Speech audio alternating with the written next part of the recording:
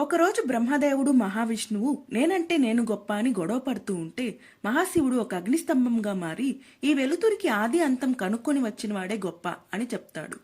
బ్రహ్మదేవుడు మహావిష్ణువు చెరొక్క వైపుకు వెళ్లి ఆది అంతం కనుక్కోటానికి ట్రై చేస్తారు.